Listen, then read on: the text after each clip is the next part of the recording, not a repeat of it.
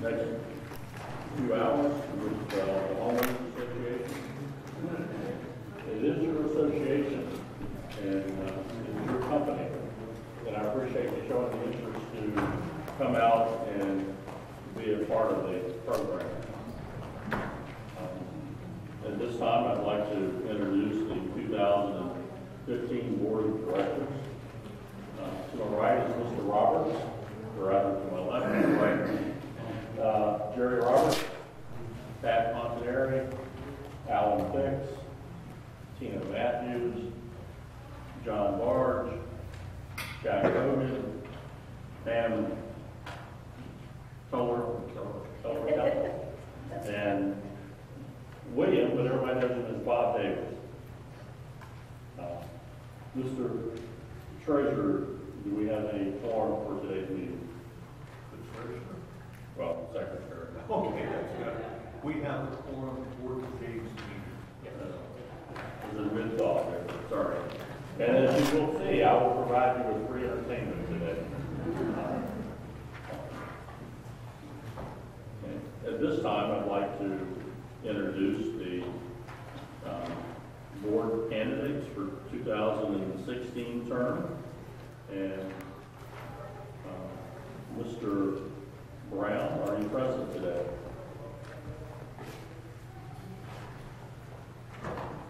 Okay, Mr. Brown does not appear to be present yet. But Ms. X, and would you like to say something to the audience?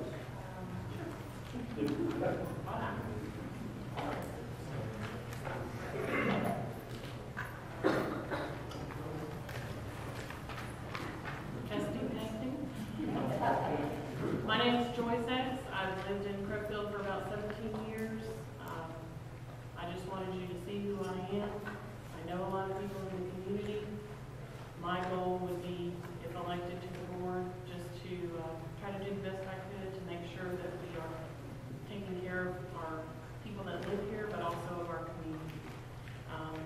I own a small business. I have an engineering background. I've been married 28 years and have 2 grown children. I've lived in the same, well, I've lived in 2 houses in Crowfield. But I would appreciate your vote today, and if you do vote for me, I will do my best to take care of your neighborhood the way you would like it taken care of. Thank you.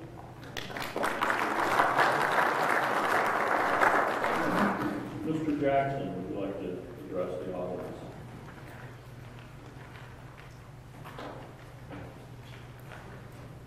Hello everyone, my name is Ricardo Jackson. Native of Charleston, South Carolina, lived here all my life. Lived in Crowfield for about approximately 6 years. And my focus is just through experience. I'm a hard worker.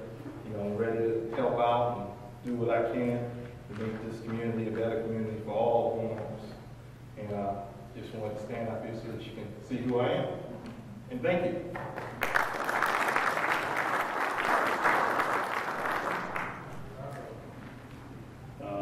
Mr. Reese, would you like to address the crowd? And there's a microphone right there if you'd like to use that.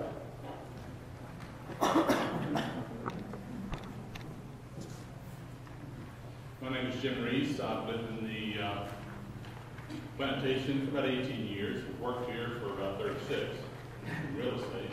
And before that, 23 years in the submarine service. Yeah, I can fit in. I weighed about 40 pounds last 10. But when June 30th came around, I retired as general manager of Carolina Real Estate. At the time, I feel like an obligation to serve. We have about 3,000 residents here, and if you look, usually it's about 5% of the people making the decisions and drive forward. I think that the way it's been maintained now is going excellent. I think there's no axes to grind, nothing to change, but just to continue to support it. I've always had great appreciation for those that give of their time and their talents that support the plantation, because I've been a benefactor for about 18 years, and if I can help in any way, I will. I do and have had the opportunity to watch where subdivisions let it slip, and you just start letting things slip, and before you know it, your value's gone. The North area is going to have a lot of competition. They're building a lot of houses, and there's a lot of growth going on. Growth can be good or it can be bad. But the covenant or the contract we have with the people who live in Crowfield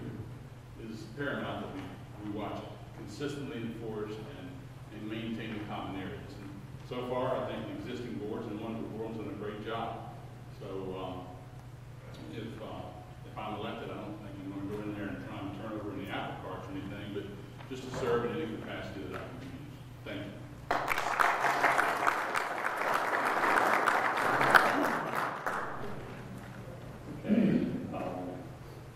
Mr. Smith, please.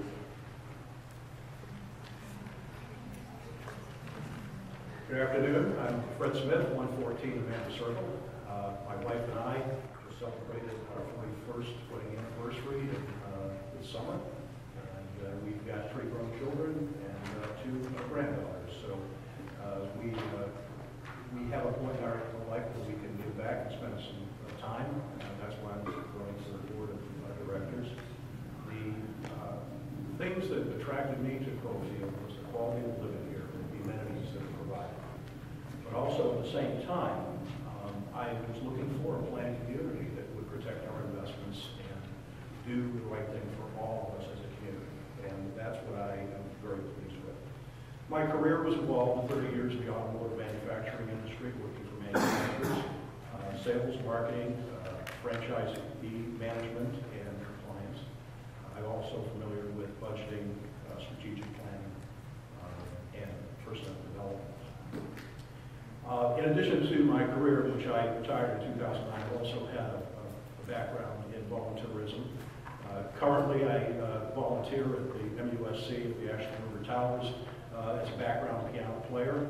They call me a piano therapist. I don't know if I'm that good, but you know, at least that's what they call me. I enjoy it, and the patients and visitors really appreciate that. In terms of my background in volunteerism, before we moved here, we lived in Sarasota, Florida. I was on the board of directors for our homeowners association there for 2 years. And before we moved to Sarasota in Clinton, Connecticut, I was one of the board of directors for the Clinton Conservation Trust. So I do have some experience and understanding of the responsibilities associated with that. I do take the position seriously. I'd just like to close and say I offer a business management background. I have worked at the HOA. In 2013, I had an opportunity to go to work and spend a year and a half in the compliance department. I'm familiar with the covenants and guidelines, and I am very up to date on many of the requirements that we have for our homeowners. Along with the compliance department, I also work closely with the Architectural Review Board as a specialist in that category, following up on plans, projects, and approvals.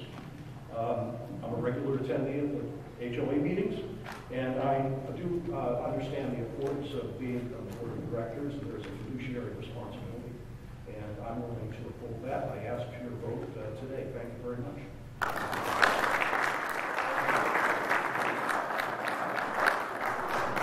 The other candidate for the board, Mr. Wayne Reeder, was not able to make it today, but he did ask that I read a note to the audience. This year I made a commitment to my 17-year-old son, John, a senior at Stratford High, that I would support him in swimming by attending all of his swim meets his final year. He started swimming 5 years ago and swims in competition year-round. Unfortunately, this year I will be in Columbia for a 3-day swim meet. Because of my commitment to him, I was not able to stand here in person and ask for your support. I've asked that this letter be read in my behalf and with your understanding that family always comes first. Those of you that have read my bio or read some of my comments on social media have somewhat of an understanding of the commitment I have made in the past several years in getting an understanding of the running of the HOA. Ask any existing board member and they can tell you that I have been active homeowner in a majority of BOD meetings. The knowledge I have gained the past couple of years has given me an understanding of our community and its needs. I have seen the existing board make headway in improving the HOA and its relationship with the homeowners, the changes that they are recommending to be made to the master covenants are needed to help simplify the covenants. please cast your vote for approval of these changes. I am not the type of candidate that had issues with the HOA and gets mad and feels that the only solution is to run for office. Many times in the past, candidates run for the board of directors, having not attended a meeting until they announce as a candidate. Let that be the first question you ask a candidate. How active have you been within the HOA meetings? If elected, I will provide an accountability to the homeowners, an ear to hear concerns and ideas on how we can make Crowfield Plantation a better place to live. If you want change, then all I ask is for you to vote for me and give me the opportunity to serve you. Wayne Reed.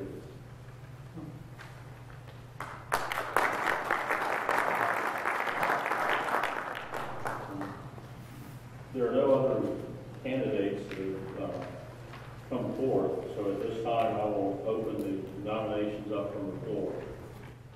Are there any nominations from the floor for the board of directors? Yes.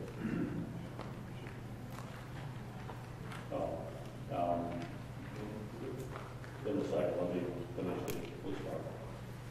Are there any nominations from the floor? I think I need to do it one more time. Are there any nominations from the floor for the board of directors positions for the term starting in 2016? Hearing none, then I will now close the nominations for the board of directors. Mr. Matthews pointed out to me that I probably should make a note of Mr. Steele. You should have seen the green slip in your ballots. Unfortunately, Mr. Steele needed to resign from running for office this year due to family matters. And unfortunately, it was also after everything had gone to the printer. So rather than reprinting everything, reorganizing everything, we thought it was appropriate to add that brightly colored green flyer that you see in the handouts. Perhaps Mr. Steele can run next year for the next term.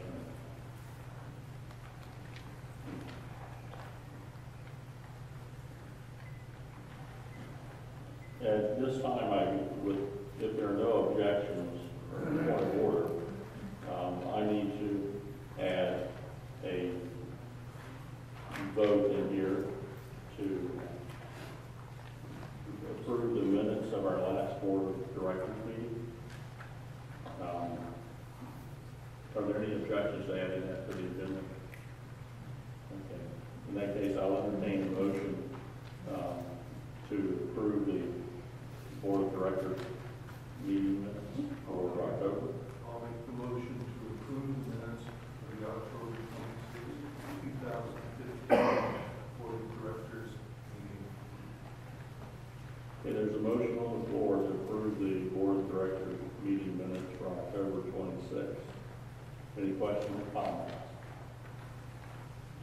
I'll call for the question, and all in favor say aye. Aye. All opposed say nay. The motion is adopted. Thank you. Mr. Carson, I have a contract here from Mr. David Green, who was appointed at the last meeting as the parliamentarian for the board, and to pay him for sitting with the board during board meetings. And I've discussed this with other board members, and I'd like to make a motion to approve that contract so we have it taken care of for this afternoon. Okay, if you'll make your motion, then I can explain it to you all. This time, I'd like to make a motion to approve the professional service contract where David Green is appointed as an independent contractor, setting out his payment for his duties and the duties of the board along with the payment that he will receive. This is an 8-page contract. A copy of that contract will be attached to this motion and incorporated there. Okay, there's a motion on the floor to approve the professional contract with Dr. David Green for his parliamentarian services. Dr. Green has been kind enough to provide services over the last 3 or 4 years in helping the board do a better job of understanding and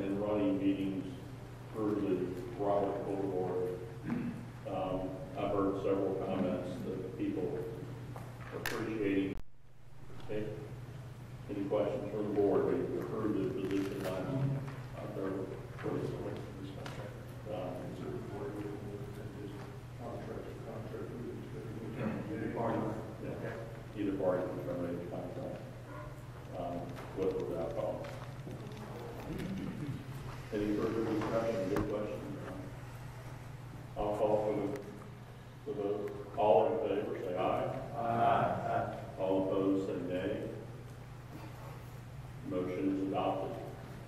Thank you, Dr. Green. Mr. Cosby recommends permission to use the single email vote that took place. All right. Mr. Hogan, Jack Hogan, made a motion on November 4, 2000. Yeah, I think for that. 7:39 email. That motion stated Thank you. to approve the following contracts for the Plantation Walk Clubhouse renovation project number 20160101. First item, first contract is Prince Payne Enterprises Incorporated, dated October 14, 2015. Estimate number 2106 for structural work in the amount of $11,267.99.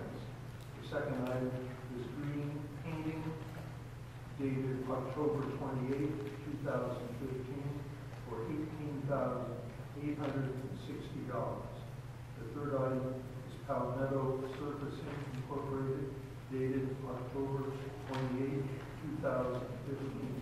Estimate number 0810999 for the countertop in the amount of $8,657.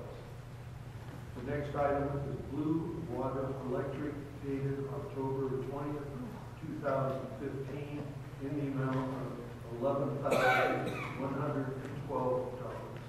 The next one is National Specialties, dated January 15th, 2015, for toilet partitions in the amount of $2,701 plus sales tax.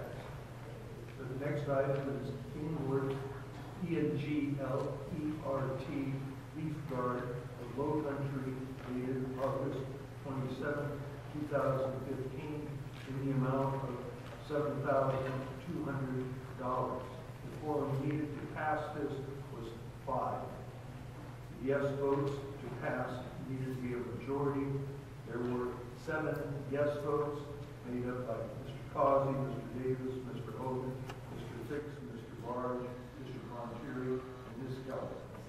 There were 0 no votes, 1 abstaining vote, Matthews, 1 not voting, Roberts.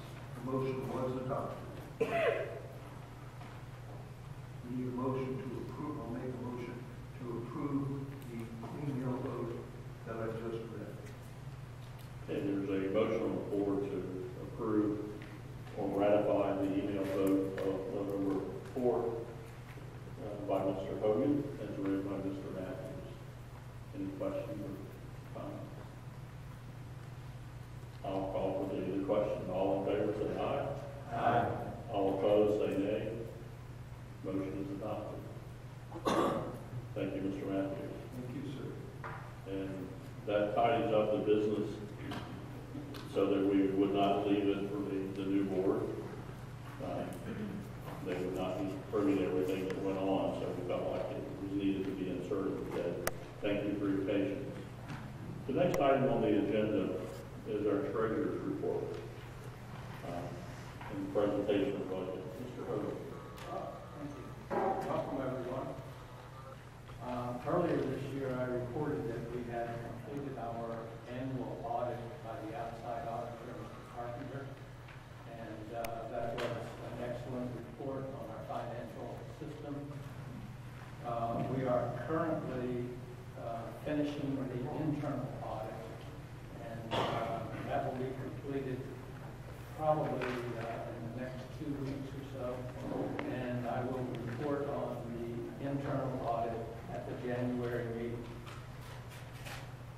Before I get into the specifics of the treasurer's report, I want to bring you up to date on the delinquents. As you know, we have been very actively pursuing the delinquents. And we have had a lot of work recently. We have completed getting all of the delinquent packages to legal. And we have now 223 packages in the hands of legal. We have confirmed that we have an additional 40 homes in foreclosure. And just to remind you, when they're in foreclosure, we cannot pursue the delinquents. They sit on the sideline until we find out what the status of that activity is. And since about the end of September, of the demand letters that we sent out, we were able to resolve 42 without having to send them on to legal. And from that 42 that we resolved, our total income will be $166,000. Jumping into the treasurer's report. Over this year, I've been trying to come up with various ways to present our monthly status reports. And so what we're going to look at now is the status as of the end of October this year. First, we'll take a look at the balance sheet, and then we will go to the two bubble charts. The first one will be on income, the second one will be on expenses. And for what you're used to seeing in the treasurer's report, I have a full package of about 20 pages of backed up material, but this gives you an excellent summary view of where we are. This is our balance sheet, and maybe a little hard to read, but what the first set of activities are our current assets. The next major category is the reserve funds. Then our other assets, which are predominantly physical assets, our current liabilities and equity.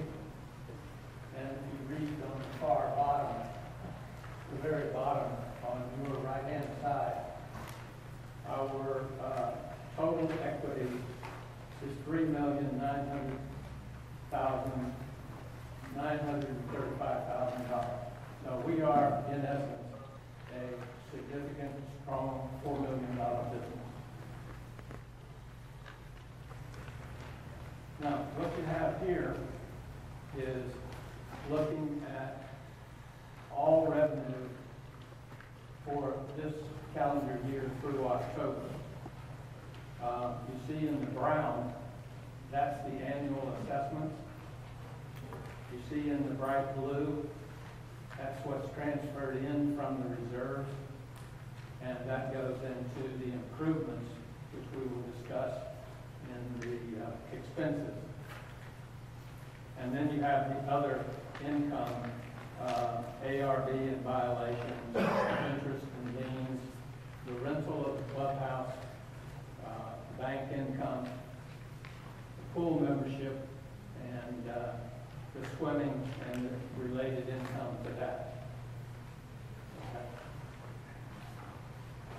And this is, again, for all of our accounts. And you see the largest red bubble there is capital expenses, and that represents the improvements that were made to all of the pools, but particularly to the underwood, to the trails, and to the paving that's been going on in the parking lots and what have you. And we're currently in the status of repairing over 2 miles of trails at this time.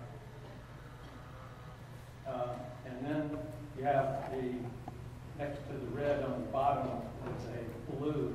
It's a transfer out. That's money that went into the account for the pool. And then the remainder are expenses for the maintenance, the building, payroll, insurance, legal professional, and the landscaping and utilities. So in a nutshell, that's the overview of our financial status, and we are a very healthy organization. I think it's amazing, there's a comment here, that we're spending $700,000 as of October 31st, and we still have assets of $3.9 million. And as many of you know, this is an old, aging community, and we have to be on a very sound financial basis in order to carry out the future needs, plan for the future needs for this wonderful community. And we've got a great start. And don't want to de-emphasize the fact that Mr. Hogan has put in a program that's collecting $166,000 in delinquencies. And those of you that are on Facebook, you're going to see some people that aren't happy. And those are only the ones that aren't paying the bills. The happy folks are cheering us behind the scenes. And it's not fair that all of us that pay our dues are good citizens of the community to let the others get a free ride. And if I'm offending someone, I'm sorry. But again, I'm only offending the ones that aren't paying the bills. And I'm okay with that. But we're very aggressive. We've been ratcheting it up the last couple of years, and we went the full Monty this year with the delinquency program that we have in place, and they're continuing to move forward. So that will only get better. John, you might also state that even though we have a reserve that's in great standing, we're still below the level that we should be in the size. We will, and I'm sure Mr. Gabriel will mention that a little bit further. And again, when you look at all those nice numbers, you're thinking everything is great. But if you look at the overall financial stability for homeowners associations and what the experts project the percentage of reserve funds should be for an organization this size, we're still behind the eight ball. But we're getting there. So, and I only say that, and thank you, Bob, for mentioning that, because the numbers are looking good, doesn't give us a chance to set back and say, oh, gee, we're okay, we don't have to do anything. I think those days are over. We'll always be looking forward to keeping that foundation sound and providing the best community that we possibly can for you, the homeowners. I'm sorry to interrupt, Mr. Norman. Please carry on. Good job. Good job. Thank you. If you have a question, come up to the microphone. Introduce yourself again? Absolutely. Please. Okay, Bakari Jackson, Hamlet. John, can you tell the rest of the members how we compare to the other HOAs in the community in the area? The microphone is just echoing. You're echoing into the microphone, so nobody can understand.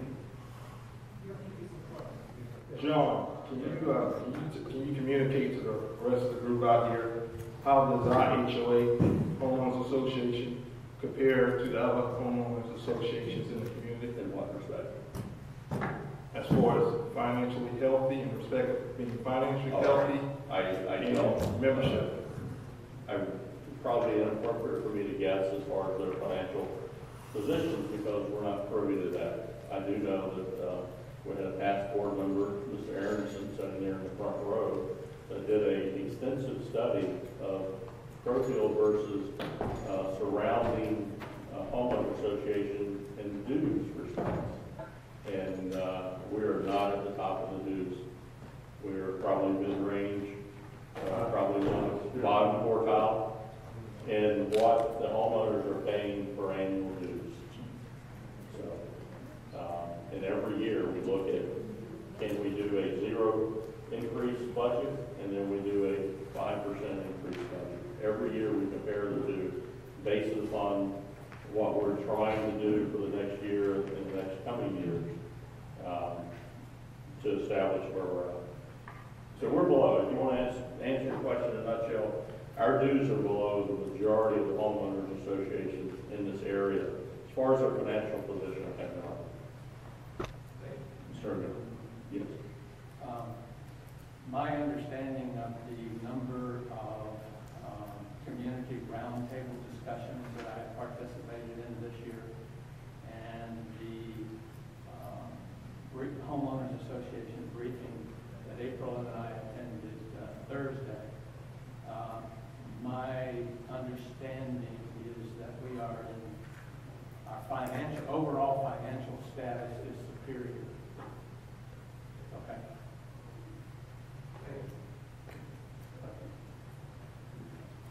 Okay. Yes, sir. Yes. Sure. Go ahead. We go to the budget report. Linda and the budget committee did another great job in developing this 16 budget. And as John just mentioned, we did develop a number of alternatives. Two were presented to the board for review, and this is the budget that was accepted by the board to go forward for you to vote on. And I will comment that we also did a mid-year review, which really made the preparation of this budget move along quite well. Linda is not giving this presentation as she would because she's also volunteering on the teller committee. She's locked in the green room back there counting ballots. But before I get into the numbers, I want to clear up a very important item. The budget you received in your package that you have voted on is for the CPCSA part of the overall budget. And this is in compliance with the covenants. And this is in standing as it has always been in the package that you get.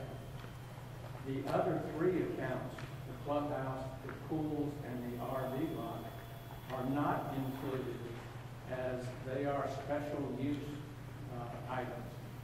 And they have independent fees, such as membership in the pools, the rental of the club, and the rental of the RV lot. So first, I'll go over a summary of the budget, and then I will review how year 15 budget was expended, and then how year 16 budget is planned to be spent. Now, what you received in your package to vote, what I have here is I have all of the top level categories and not the detailed breakdown, so you can take a look at it. So the total income is expected to be $1,637,000. The next set of items that you see, the utilities, the landscape, office, legal professional, insurance, payroll, building, committees, and maintenance are expenses. And the amount to go into the reserves is $353,000. And this is exactly what you have in your package. This is just a summary.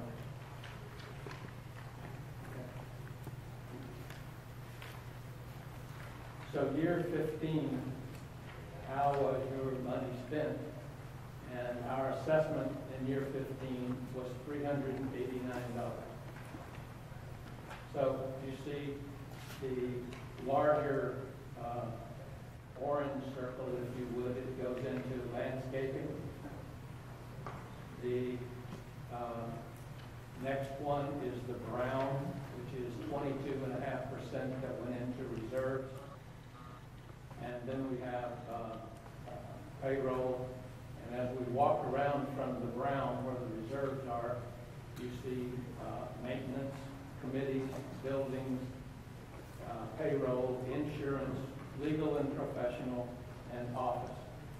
Now, I would comment that this chart is developed based on the actuals of 31 October and very well thought out and plan projections for the month of November and December. So this represents the full calendar year. Okay, so we go to year 16, and the annual assessment is 409. And if again you go to the orange, you'll see that the landscaping is there. You go to the green, and you see that payroll is there, as we are increasing the ability of the office to provide additional support and additional capabilities in violations, security, and in the admin side of the activity. And up at the top in the brown, you see the reserves, 353,000, and that is 21.6% of this budget. So again, as we walk around the circle from the reserves, you have maintenance, committees, buildings, payroll, insurance, legal professional, office, landscape, and utilities. So this is the, and if you take the budget that you have and go through all the math, these are the numbers, and this is a vision of how you would come up with that. And again, we have all of the backup details and everything to go with that, making it so that it's a little easier to see and a little easier to get a hold of. So, sir. Thank you. Next item on our agenda is the reserve presentation.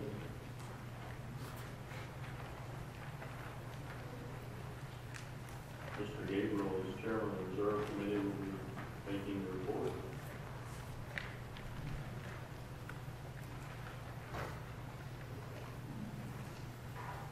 All right, speaker working? Yes. All right, I'm Lloyd Gabriel. For those of you that don't know me, for those of you who've been here before, you've heard a lot of this before. Don't laugh, Bob. Okay. First sheet. All right, this is just a little history of what we used to bring in reserves, what we used to spend. And if you look at those early years in Crowfield, we spent nothing as far as capital expenditures.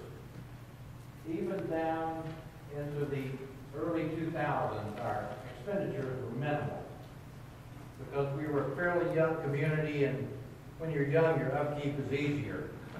As a lot of you with that flat blonde hair know, as you get older, there's a little more upkeep involved, and replacements, whether it be a knee or a swimming pool. So the figures change. And if you look down here, pretty interesting. 2014, our additions, $992,000 we put in reserves. How did we do that? Let me go to my cheat sheet. Okay. One of the things we did last year, we consolidated everybody used to have a little rice bowl. Each entity had their own reserve. We consolidated all that into one reserve because it's all one Crowfield. So we moved $273,000 in when we consolidated everything into one bowl. We also had $300,000 we've been stashing away over a period of 5 or 6 years in a legal fund because we didn't know what our legal problems were going to cost us, and that's finally all been resolved. So that $300,000, we stayed after John and the group till we got that put in reserve. So that's another $300,000 in reserve. This is over and above what the homeowners put in out of the annual budget. Okay. Also, we picked up $103,000 from Comcast, and I'm not quite sure it was. Explain that one. You could probably do that better than I can. I'm not sure about that, but basically is for Comcast, that I believe they have the rights to come in and solicit our homeowners. Doesn't preclude anyone else from providing the service. Part then explain it, Mr. Matthews. With Comcast, we had a prior contract which allowed Comcast to be the exclusive provider of their services within various subsections of the homeowners association. Those agreements with them for certain areas in the HOA, certain communities were expiring. Comcast came in, offered us a sum of money, which was just mentioned, to continue their exclusive providing their services in those areas that were expiring. And that's what we got paid for.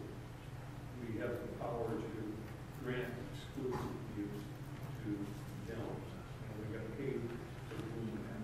In those particular neighborhoods. In those particular neighborhoods, since there are a number of other contracts such as that floating around with Comcast, they've been the provider in the area for quite a while. The city of Goose Creek also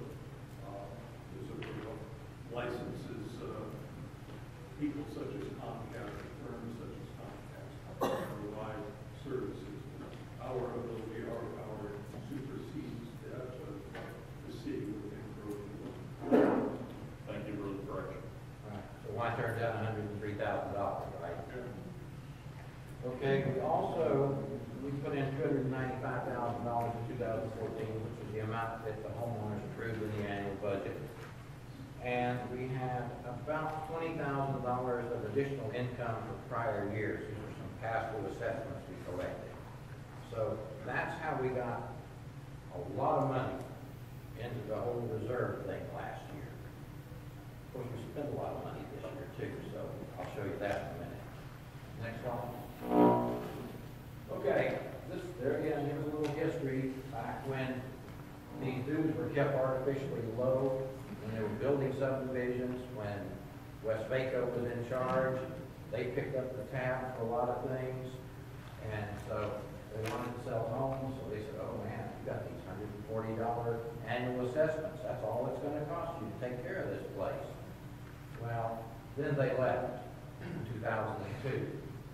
And I think in 2007 there was a special assessment where it jumped dramatically. And the rest of it's pretty much been this 5% a year that we have increased assessments. Now, I've had people ask me before, well, you mean you're putting 5% a year more into reserves? No, we're not. The actual reserve account has been running around 21.5%. That's been a fairly steady amount. Of course, as the homeowner assessment goes up, that creeps reserves up a little bit. One of the things that happens is there's money left over in the operating budget at the end of the year. That gets dumped into reserves. Why do we want this money in reserve? We have $7.5 million worth of assets on the whole plantation. In an ideal world, we should be 50% funded. We should have $3.5 million in reserves. We're bumping that $2 million mark right now. So now you got the ceiling, the peels, you got the old mission blinds that have turned yellow. The fireplace has a nice piece of black plywood in it. It's very dated. We've got a major project that's going to start there January, because we want to get there and make all the money we can to the clubhouse through the holidays. So, come January, there's a plan and a scope of work. Bob's probably going to track that with some other people. April will be tracking it. And I told April, I said, and of course she's way ahead of me there, I said, please take pictures of the before and after, so when people come see this, you know, you'll see the double wide and then you'll see the nice brick home. You know, the old before and after pictures worth 1,000 words. There again, for those of you that are here the last year or two, at one time we were talking about going in our irrigation system, which nobody had on any list. We've got irrigation, all these entrances for 27, 29 subdivisions. The entrances along here, I forget, we've got hundreds of controllers and valves. The sprinkler heads are the little, that's the cheapy item. At one time, we were gonna just take it in quarters and spend $30,000 a year and replace the whole works. Our maintenance guys came and said, hey, let's let it go along. We can replace a few sprinkler heads if we have to occasionally replace a controller. That's cheaper because some of these may operate 10 more years. It's not like something big with that pool that fell apart that we had to do the whole thing. Or the clubhouse that the whole works looks like it needs to be replaced and it's going to be redone. So we've kind of slid that one to the back burner. You know, we have this good list of everything that's going to be done each year.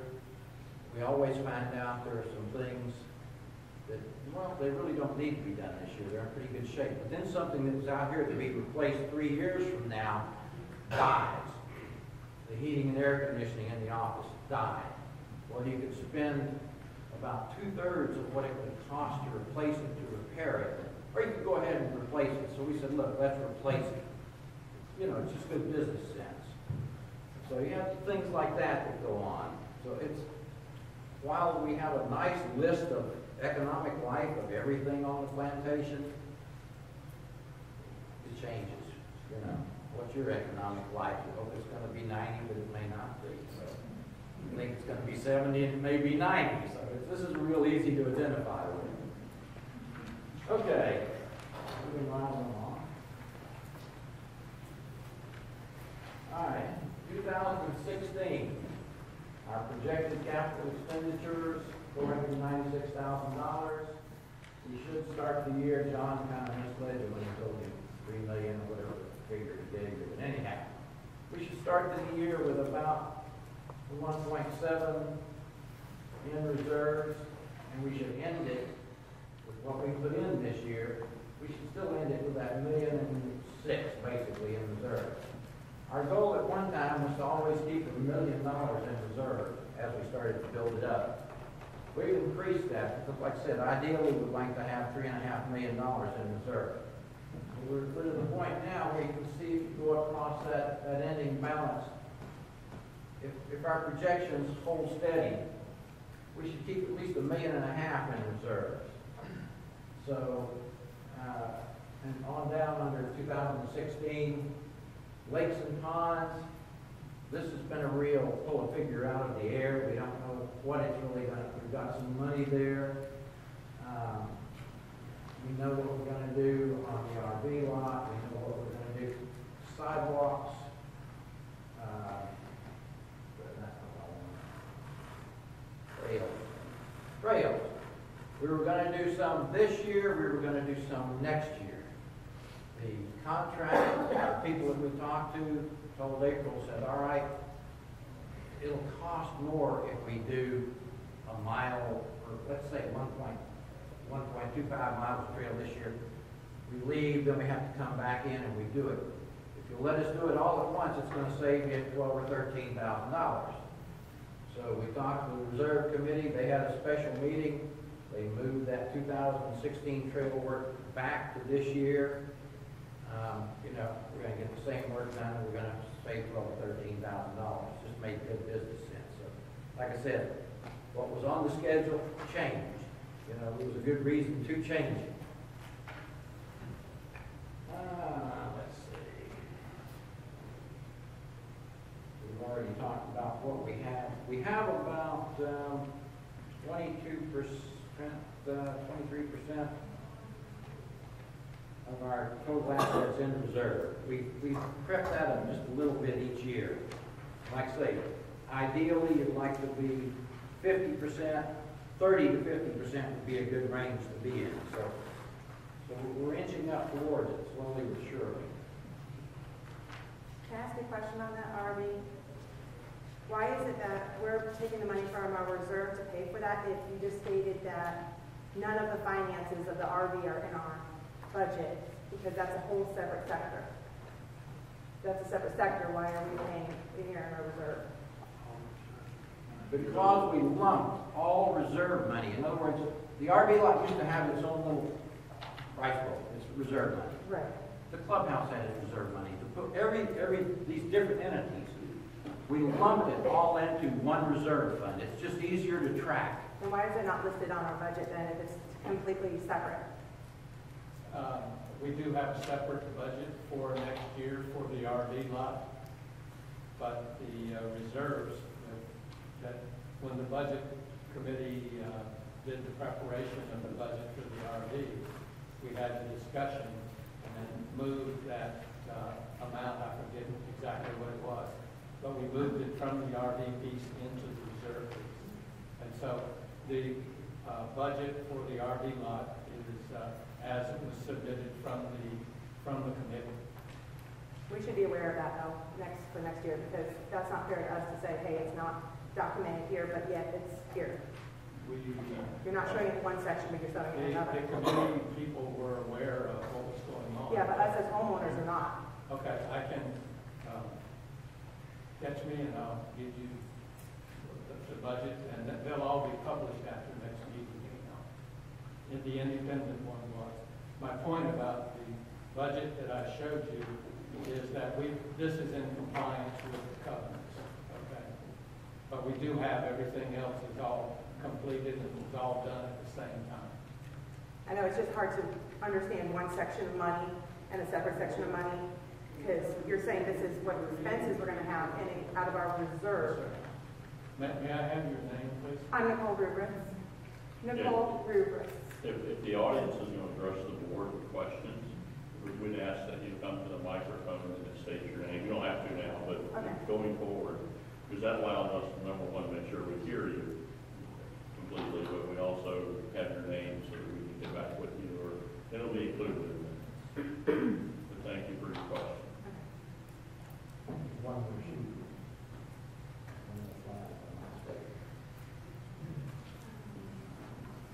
I'm done? This is great. Any questions? No question? Yes, ma'am. My name is Kathleen Widget. Can you hear me? No. Okay, I do have a question. On the very first one you showed, it showed what was in reserves and it showed the interest rates. And the more we get in reserve, the lower our interest income.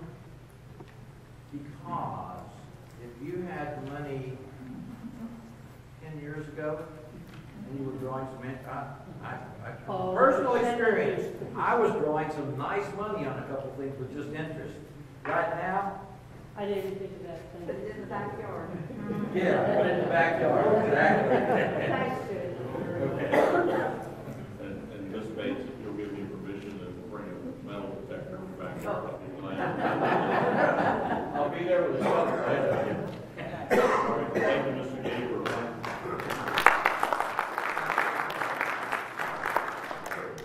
And again, as all of our committees, the Reserve Committee, the Treasurer's Committee, the Budget Committee, or actually it is the Finance and Budget Committee, they're all homeowners. They're all volunteers putting in hours and hours of hard work and dedication to keeping this place financially sound and keeping us in touch. The next item on the agenda is the proposed changes to the master covenant. And last I heard, I think someone volunteered me to try to go through those. But if you look at the covenants that were handed out in the package, you will simply see in red what we're trying to change. Some of it's grammatical errors or corrections, I should say. Some of it is trying to reduce the references to the declarant, which was Westvaco. But probably the most important one for us that I would think as a homeowner is change 2, which is section Article 9, Section 1, dealing with assessments. For about 3 years now, we've been trying to get the date the assessments are due changed from January 1st to January 15th, which means in reality, you actually have 30 more days to get your dues in before you're being assessed a late fee. makes the life a whole lot easier for the office, because all of us that like to pay our bills on time, what we do, we run in there on December 31st or December 30th and throw it under the door. And guess what? All that money is now counted as income in the current year. The office is not allowed to hold those checks and carry it over to 2016 in this case.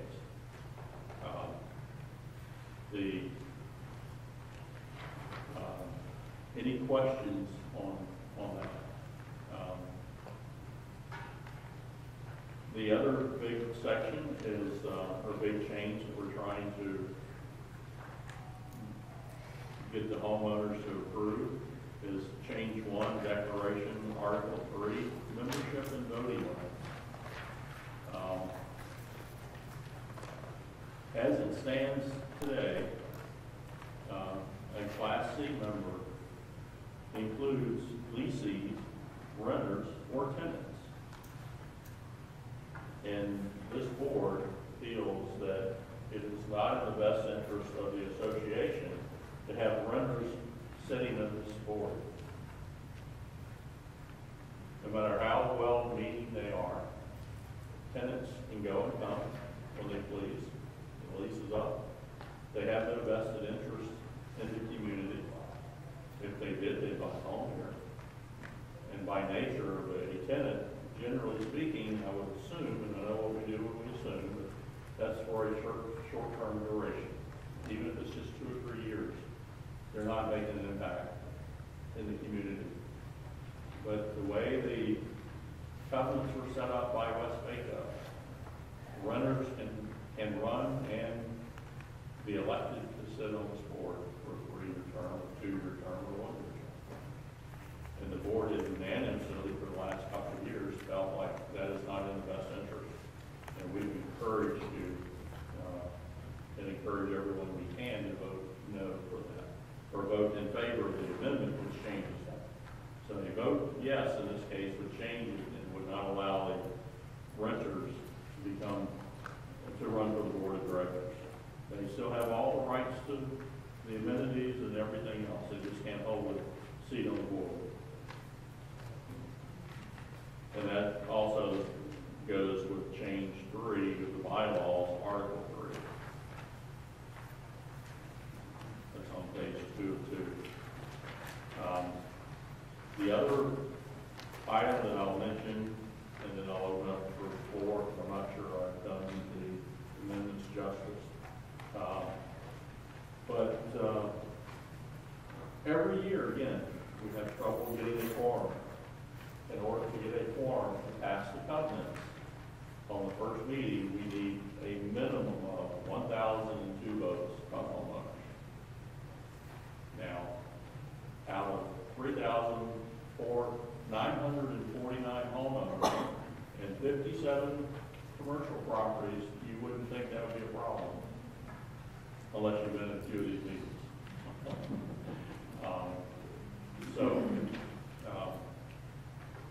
What we're trying to do is, last year we had some, I call some pretty good giveaways, and that didn't get the vote out.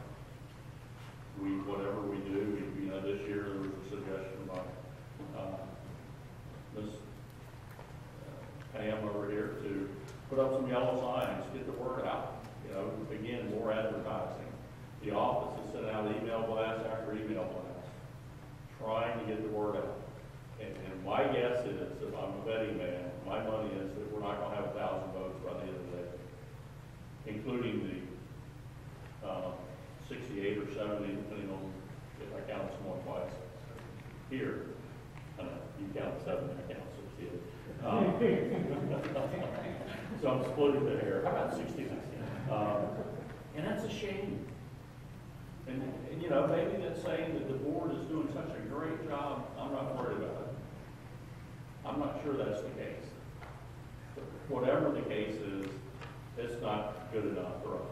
We can do better than that. And so that last item, making a long story short here, is that the teller committee and some of our homeowners have been advocating electronic voting. And that's what this change number 4, bylaws, Article 2, is allowing the board to do is to go out and explore electronic voting. Now, naturally, that goes without saying that would be secure voting, handled by a third party, there'd be no manipulation and all of this, but depending on how we interpret the covenants today, that some of us feel like we cannot even go out and explore electronic voting without getting this bylaw changed. Now, the other side of that coin is that these bylaws were written in, 1985, 81? And today's general acceptance of electronic communication, you could interpret that to be, well, it's okay today. You don't have to do a vote change. Okay? Electronic means are such today, it's in everybody's world. You pay your bills electronically, you do this, you do that. You know, you order Christmas presents in your jammies, you know, a cup of coffee, great. Well, we want you to be able to vote that same way. You know, a cup of coffee, your jammies, looking out over, you know, your beautiful yard, the birds, the squirrels, and you don't have to go to the trouble to even just drop it in the mail or drop it by the office, because obviously that's not working. And we want the homeowners' input. You know, as I was talking to one homeowner this morning, you know, we generally hear from the squeaky wheel pretty quick. But it'd be nice to hear from folks that are saying, you guys are on the right track, or, you know, I agree with you about 50% of the time, and 50% of the time I think you're over here, or either here's an improvement. And we want to hear from you. And so we think that it's such an important position of getting these covenants changed. We need to do something differently. You know, I probably spent too much time on this, but I'm passionate about it. We've got to do something to get the homeowners more involved. Because as you can see, there's a lot of money at stake. You know, that every homeowner is a shareholder in this corporation. And every homeowner has an equal vote. So, any other questions about, or any questions regarding anything I've mentioned, or anything that you've got in your packet? Yes, ma'am, if you will.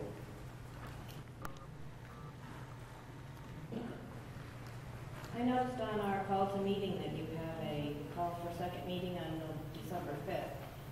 If you don't have a quorum, won't that count for the covenant vote? Well, and therein lies one of our dilemmas. And I've asked our parliamentarian to research that. And we have a quorum for the business meeting. We've exceeded that.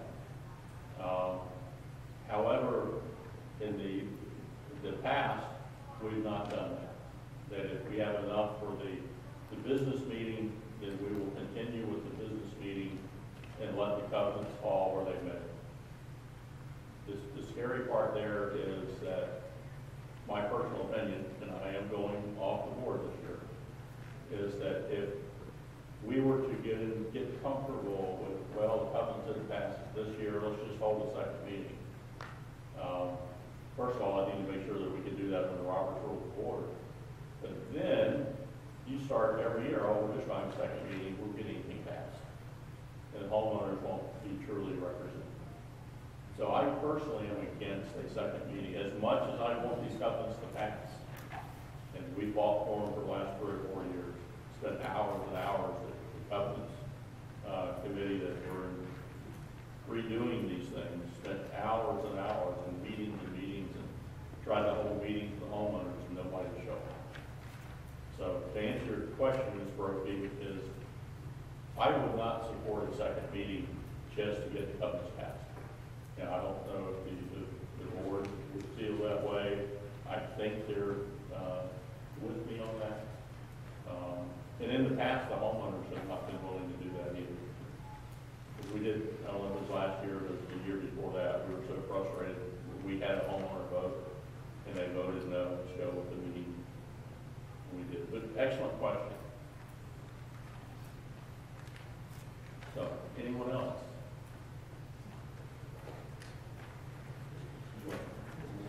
Sure. Covenants are the public communities acts that the nation has escaped Okay.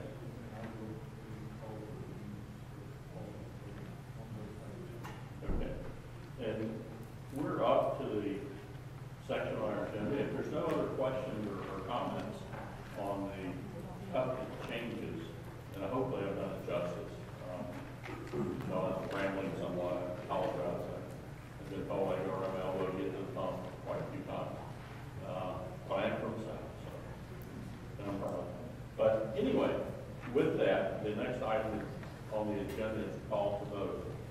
And at that point, what we'll do is we'll take about a 15-minute recess. We'll allow you to mark your ballots and turn them in with the teller committee. And I would like to, I've got 10 after 2. I'd like to reconvene at 25 after 2. So at this point, we'll move into the call to vote. You're free to move about, hand it out.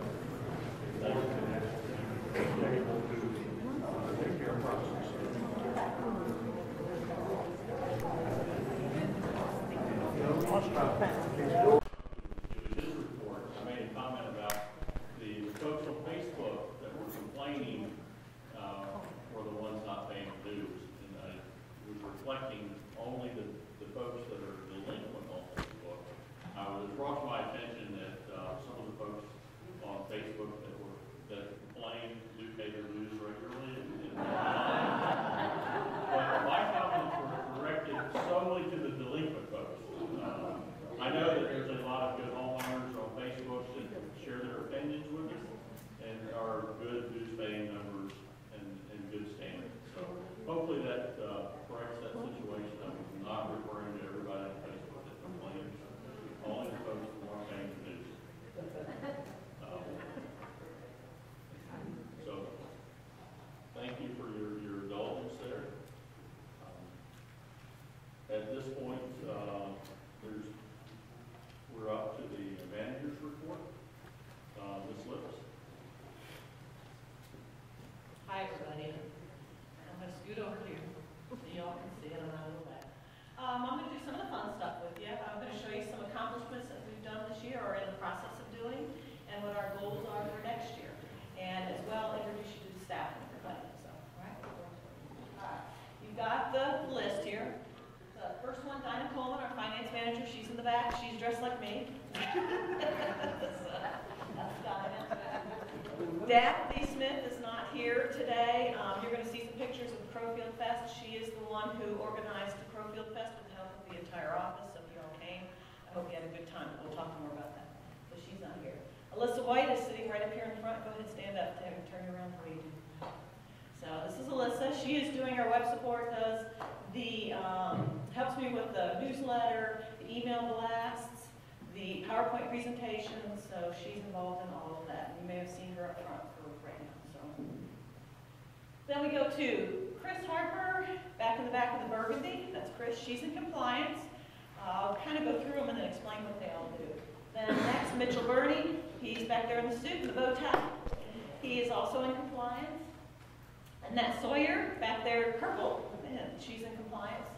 And Lisette Matos is also in compliance. She is our part-time one in the wee hours of the morning. So those people there are your compliance people that actually go out and inspect the association as far as how homes are looking, cars parked on the grass, maintenance of homes, that type of thing. So they're doing that. Then my next two compliance people, you have Sean and Chris. I'm going to let them come up and also talk to you. You guys go ahead and come up. I'll go through the rest of the staff while you're on the way up. They are not compliance like the staff in the office are. They are out at periodic times. You may have seen them on our common areas, at our amenities. They're making sure that the people that are using our amenities live here, so that we're not getting all kinds of people using our amenities. Now I'm going to go through the next few and then I'm going to have them talk to you. Ron House, maintenance here. Ron's been with us for many years. He's great help here. Likes to do the lights and helps with the Christmas decorating. Herschel Miller. Where's Herschel? Oh, over here. Herschel kind of retired with us this year, but we're kind of hanging on to him. So he's still going to be around doing some things for us, but maybe not as much as he used to. Then we have Brooks Raven. Brooks is over here. Brooks also helps us with the maintenance. You'll see him all over the association. He loves to paint. So we give him a lot of the painting jobs. So he cleans the clubhouse, which I'm sure he enjoys. Then we have Andy Rickett. Andy is not here Andy was hired full-time to help us in maintenance, and he is kind of head of all our projects. So he's organizing and overseeing all of our large projects. And then lastly, we just hired Bob Bentley. He's also another part-time maintenance, and he again will be helping us just maintaining the areas along the plantation, whether it be lights, woodworking, signs, you name it, okay? Now I'm going to let Sean and Chris talk to you. I'm going to let them explain a little bit more about what they do, because I know there's a little questions sometimes about that, and they can give you some of their background. So I'll let them take it over for a minute.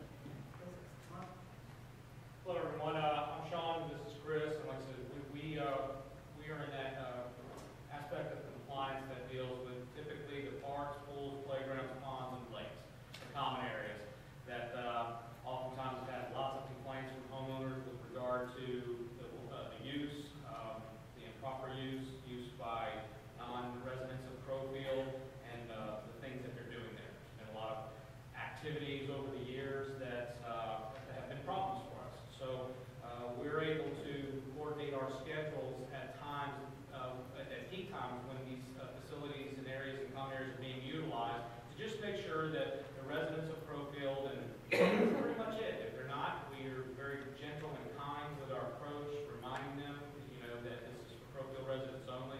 And, oftentimes, like I said, we've been able to intercept some criminal activity that's been taking place in the middle of the night or whenever it might be, that we find it. And we have a good relationship with the police department. So we're able to call them and have them help us if that situation comes to fruition. So that's kind of what we do. And, I know that there was a lot of negativity because we don't understand stuff sometimes. We don't go run up to kids at the parks and tell them to get out of here and nothing like that. It's just, we usually make contact with the adults and, just determine whether or not they live in Crowfield. And if they don't, we just are, kindly remind them of the rules and with the postings. That's it. I can give you some numbers. Just in the, time that Chris and I have worked in the last 10 months, there's been over 600 visitors to Middleton Park alone that don't live in Crowfield or use the amenities. And we've had some complaints in the past that people come and who live here and want to have a birthday, but the place is filled up. We've had softball teams from Somerville use the field as a place to practice. It's just, and it's really putting a drain on and utilizing the amenities that aren't intended for them and kindly reminding them of that. So we just wanted you to see us, because you'll see us more like we'll be out and about in these areas. You're more apt to probably see us out of that list of people than maybe some of the others. So is there any questions or anything I can answer for you? Yes, sir. Yeah, I got a question. When you focus on excuse me, would you come on the microphone and say who you are? Thank you. Ricard Jackson, live in the Hammonds. Yes, Chris, when you approach individuals that I guess in violation or are not living in the community, what's their first response? What do they say? How do they react? They typically don't know, or they say they don't know, even though I feel like we do a pretty good job with our signage. Signs are everywhere and you can oversign things. I think we've done a really good job at doing that. And sometimes it's true, sometimes they just take a chance and just disregard it, figuring that no one's going to do it. But, we're like I said, we're very kind. I always say, hey, I'm Sean with Crowfield Compliance. I just need to check you live in Crowfield, and then, typically 9 times out of 10, they'll tell me they don't, or they do. And if they don't, I kindly remind them of the rules, and this is a private, area, and just, ask that they respect that. Thank you. Thanks for what both of you do. Thank you. Yes, sir. Yes, sir.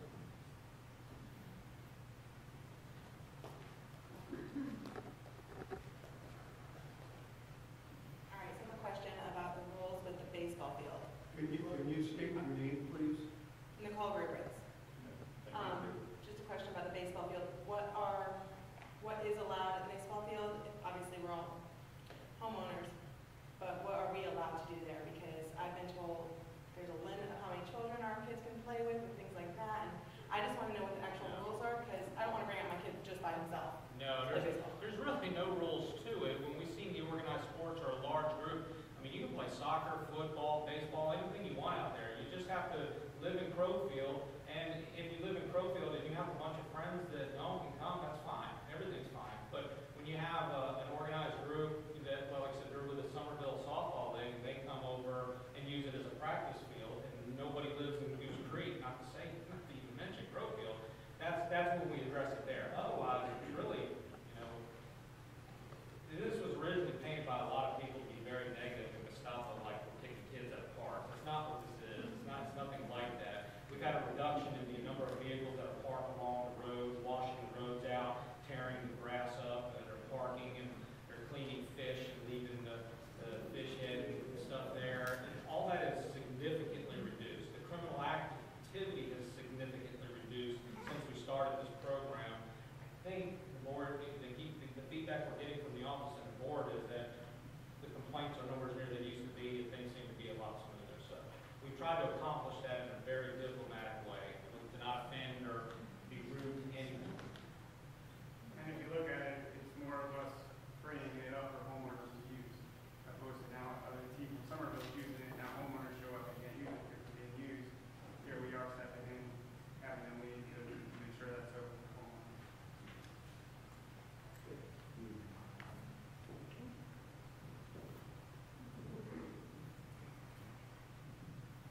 Barbara Bates. Organized sports aren't supposed to use it anyway, are they? No, when we say organized, a pickup game. Nothing like the rec center or anything else. You're right. There are no organized sports. So that would be an answer to a rule. You can't have the Goose Creek rec center, the Red Sox little minor league come and use that as a practice field. The rec center and any other organized sports usually have designated, sanctioned practice fields.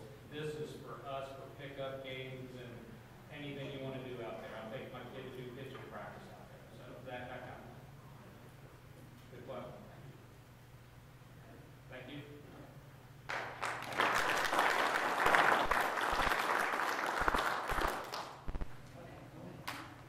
All right, so now we're going to show you some of the things we've accomplished in 2015 or in the process of accomplishing. First thing, we've hired additional staff. We have an additional part-time compliance, that's a net right now. And we also have full-time maintenance, which I mentioned to you was Andy. So we have those two people currently working for us. We also put new computers in the office for the staff. We are in the process of digitizing. All our files are paper. When Westvaco turned the association over to the homeowners, we just got files, okay? Paper files, everything's paper. And of course, we've got to get with the 21st century here. So we are in the process of having all of this scanned in an electronic system, and it is being backed up outside of the association. If the building ever burnt down, those files are all still there for us. We can even set up a temporary office very quickly. So we are in that process, and that's to be completed at the end of this year. So the software is in, we're just in the process of scanning the documents at this point. Okay. All right, and then as far as your lake and ponds, I don't know if any of you saw us out there. The committee's going to actually do a report. I'm not going to spend a lot of time on this, but you may have seen some of us out at the lake edge, and we were putting triploid grass carp to help eat some of the vegetation that's in the lake. So what you see on the top of the water there right now is duckweed. So, of course, our wonderful flood helped get rid of that. So, they'll talk more about that, so I don't want to take that away from Michael. He's coming up. All right.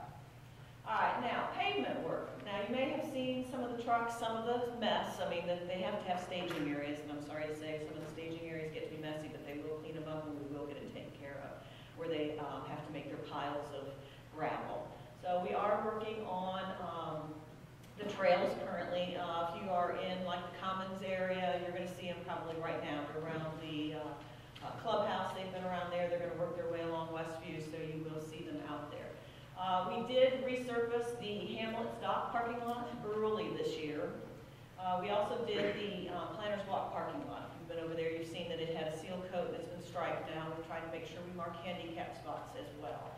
So we are in the process of doing the trails, 2.5 miles of that.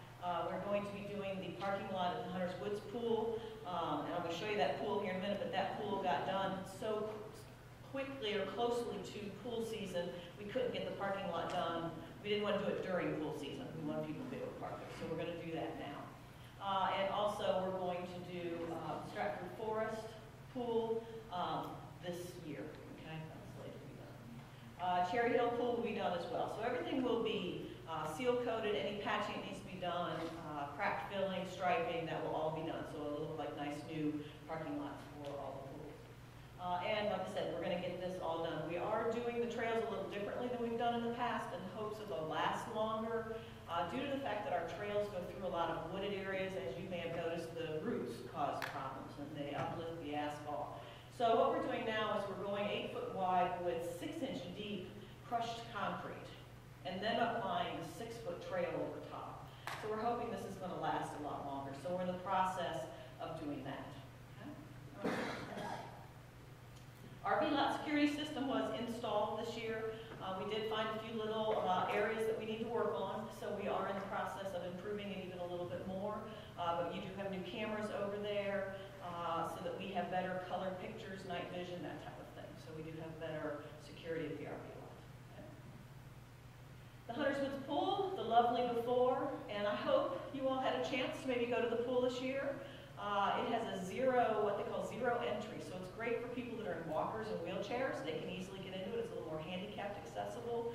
We also have this mushroom. You can kind of barely see it up to the right there, that the water flows over the top and comes down. The kids really like to play with that.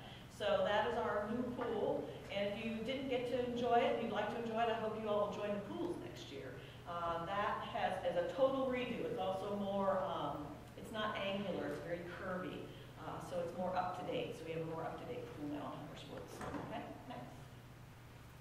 All right, now fencing. We replaced the fence, some of you probably have seen at Cherry Hill and at Hunter's Woods, and got away from the chain link and are now doing the black aluminum.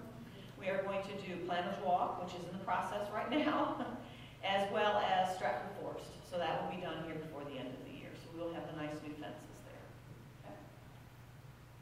Then we had Crowfield Fest. I hope you all came out. We are going to desperately try to do more events for you. We need to bring the people out. We need to bring you together in hopes that that also will help you vote, get people to vote, come out so we can get quorums, and maybe get some things changed, make some decisions and seeing how you want your association to improve or change as we are aging.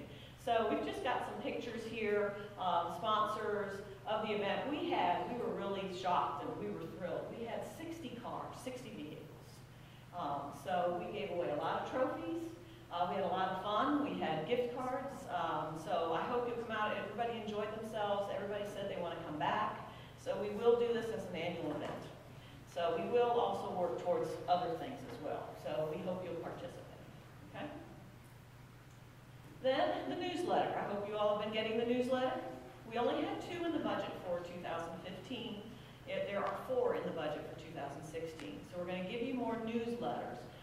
We are what we call a multi-generational community. We have all ages of people living here. So we're trying to appeal to the masses. If you haven't registered your email address with us, we would like you to. We do email vote, or I shouldn't say email votes, excuse me.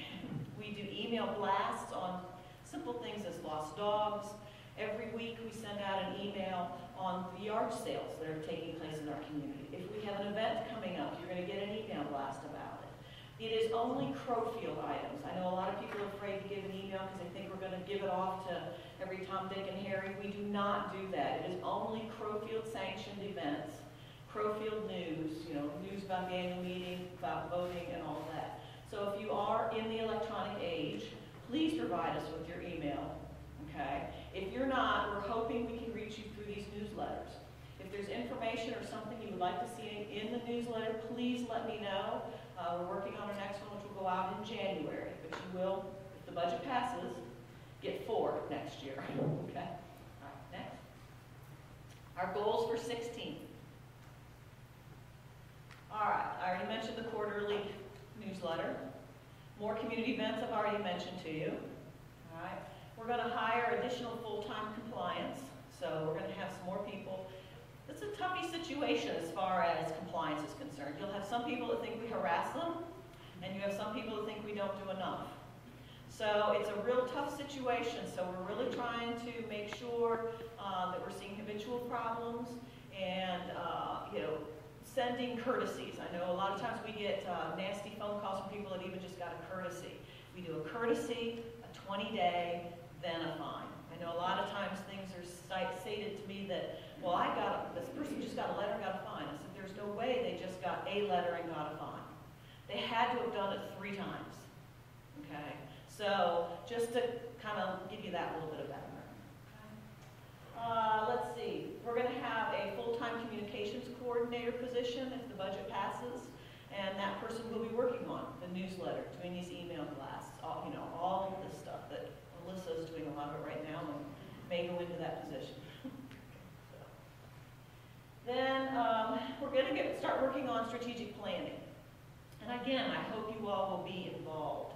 Send me emails or call me if you want. Let me know what you want to see. We have many parks here in our association that I'm not seeing really being used. So the question is, do we need to turn them into, do we need to get updated playground equipment? Do we need to do something like exercise type equipment that they make for outdoors now? Do we want to do a dog park? What do we want to see in our community? We're to a point where we can now, instead of just fixing what's there, we are going to be replacing. What would you like to see in your community? Let me know. Let us know. Okay? All right. Renovate the Plantation Square entrance. The Plantation Square entrance is the one where everybody cuts through with the old food line. Okay? Usually everybody knows when I say old food line. The back way to Gilligan's. Okay? That entrance is in need. I mean, we've got to work on the monument. We've got to tear out bushes, put new plants in, work on the lighting. There's a lot of work to be done there. It's the entrance on St. James as well as the entrance on what they call York, where York runs into Crowfield Boulevard. So we're working on getting bids and stuff together, what we're going to do to that right now for next year. Hopefully we'll do electronic voting. And, if you all think that's terrible, I'd like to hear it. If you all think it's a great idea, I'd like to hear it. We'll probably do something where you can still vote via paper or electronic. I'm sure the first few times we do it, we'll offer all options because we realize some people may not have computers, so they would still be able to do paper. The clubhouse was already mentioned to you. We are getting ready for a large renovation there. We're going to be tearing up all of the floor. We're going to use, I'm sure some of you have seen that new tile. It looks like wood in the clubhouse. We're going to do carpet in the great room. So it'll be more warm, fuzzy feeling for people and not quite so sterile for parties. So you're going to see some big changes over there. You'll see a dumpster dumped, there for all the work. So you're probably going to be wondering what we're doing, but that's what we're doing, tearing a lot of stuff out of there. So that will start January. So. And then I already kind of mentioned the playgrounds. Whether we're improving and replacing them, what are we going to do with them? Give me some feedback. I'd love to hear what you all would like to see. And then we're working on new internet phone technology for us in the office, maybe some more lines. We're starting to see that we only have 3 lines in the office, and we find that people are calling and it's busy, and they can't get through. So we're looking at more phone lines, faster internet, that type of thing. Again, bringing us more up to date with technology to get that going in the office. So those are some of the things we're working on for 2016. There's always plenty to do here. I don't want to make you think that we're forgetting anything else. If there's some area that needs attention, please come mention it to me, let me know. I'll take a look at it. We do try to go out and inspect all around the association to see how entrances are looking as far as lights being burned out. But we do appreciate when you all call us and let us know a sprinkler's running, whatever the case may be. And please, feel free to email me over the weekend. I mean, I do have a smartphone, so I do check my emails over the weekend. If it's something that's an emergency, like a sprinkler running or something, just shoot me an email and I'll get it. We'll get it turned on, make sure we take care of it. So, okay? Do you have any questions? Yes. Yep. Fran Guyton. I just have a question. Sure. Can you state your name, please? She did. Fran Guyton. He's done plan. Okay. The information that you're providing right here, Sure. Very beneficial.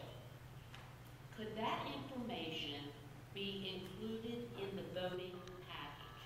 And the reason I say this is when I look at the budget, okay, I have a lot of questions about it, especially the ones that had a substantial increase. Right.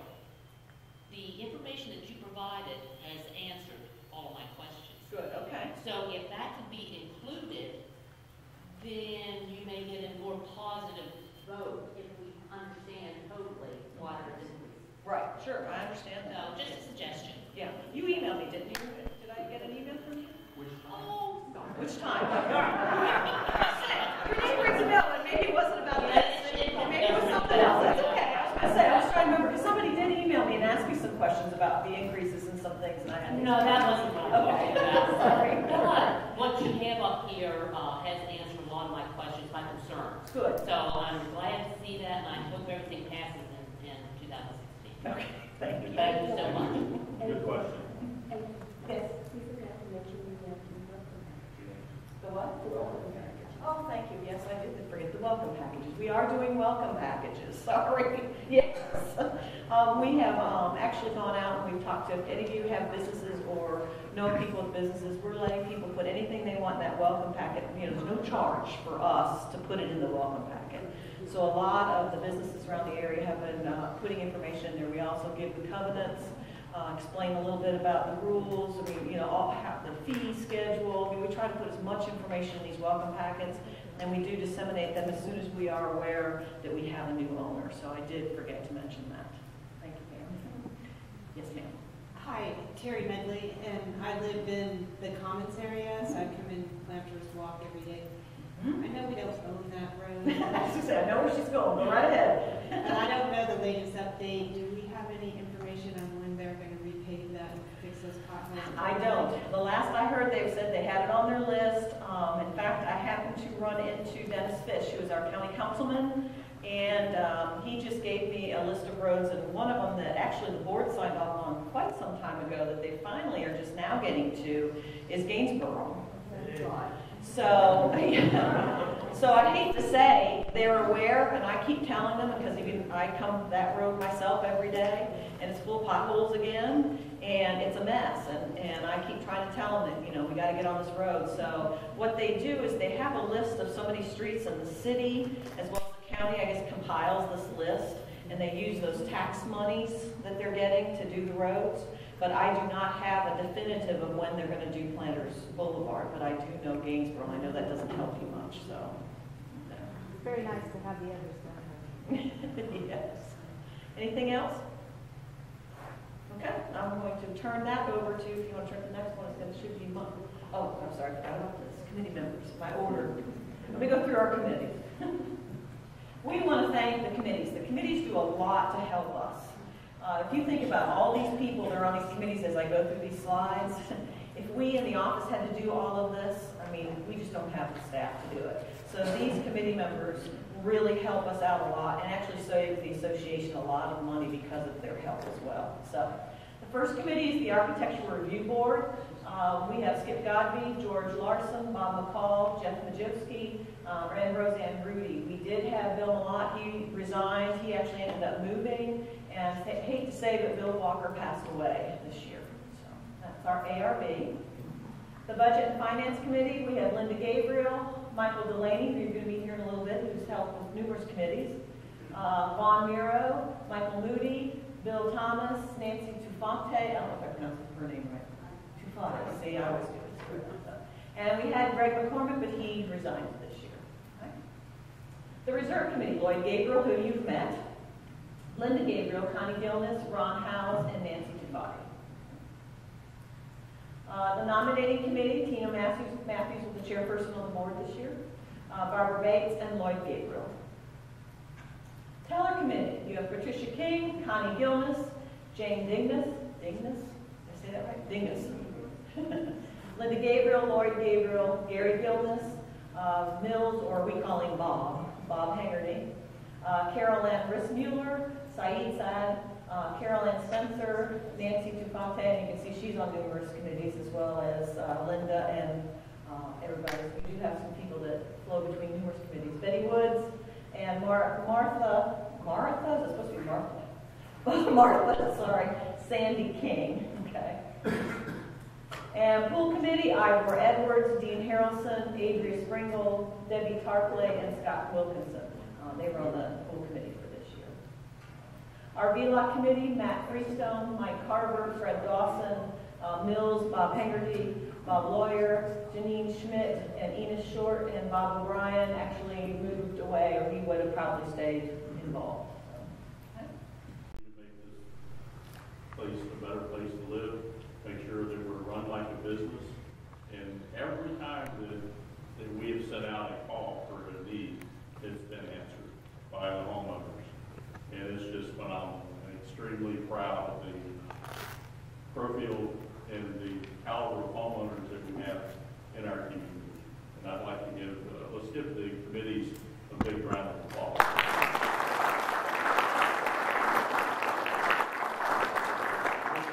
Is certainly the office staff that backs them up, supports them, and they work together. Again, outstanding office staff.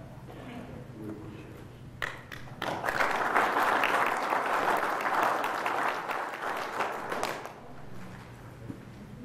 Thank you. Any other questions before Mr. Delaney talks about lakes and ponds? Dish.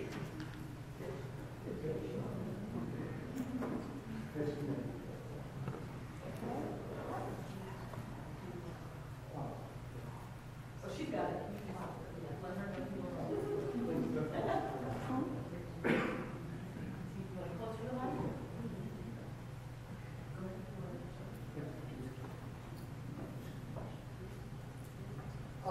I'm Mike Delaney, and I'm going to report on the ponds committee. And thank you.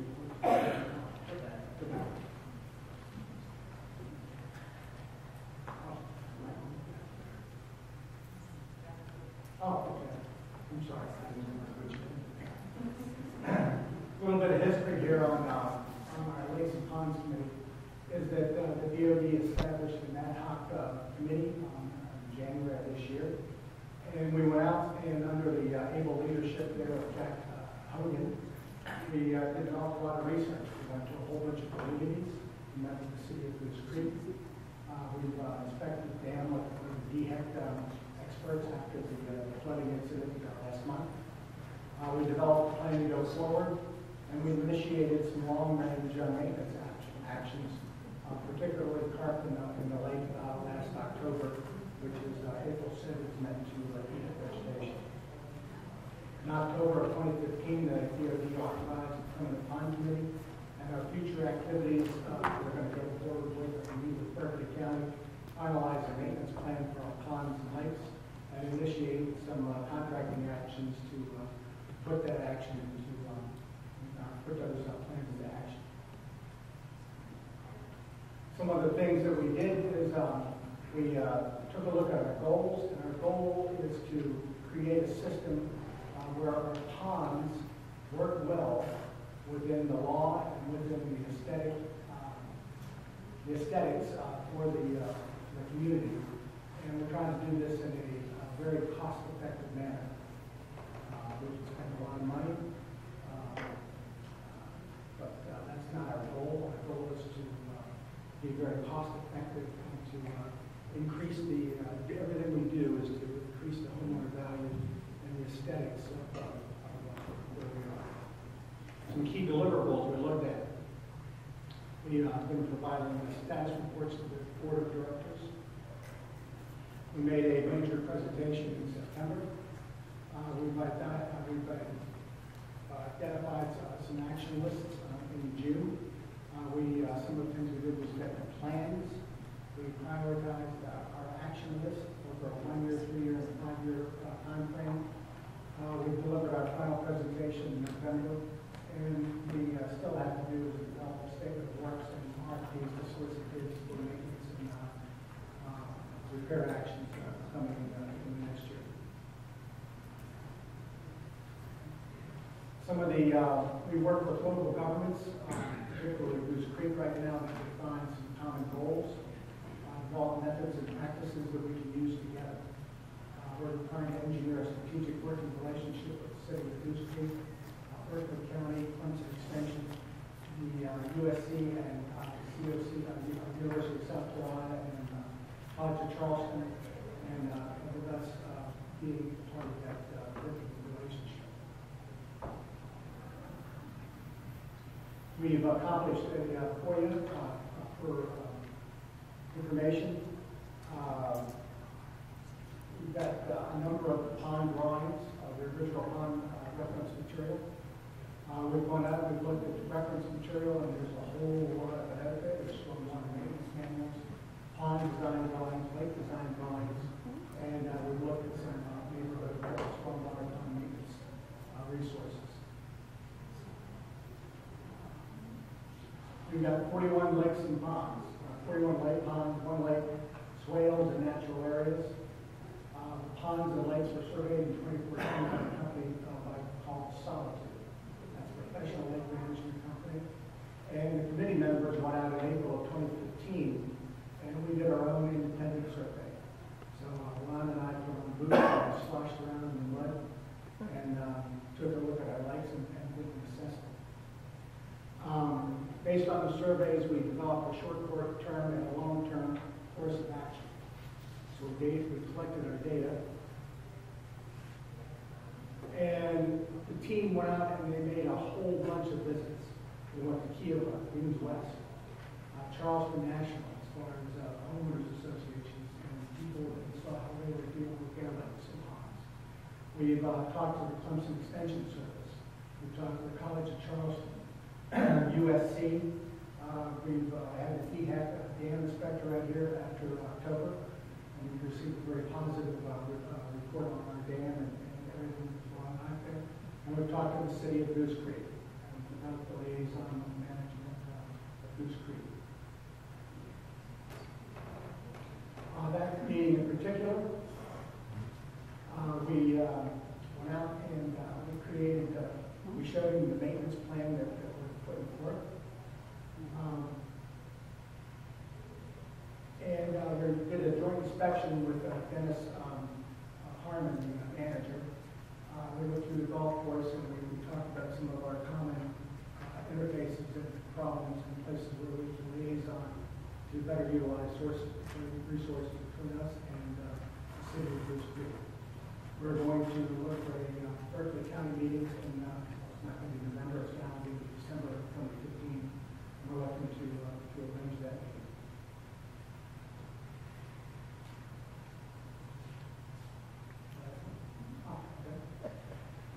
Questions? Yes, sir.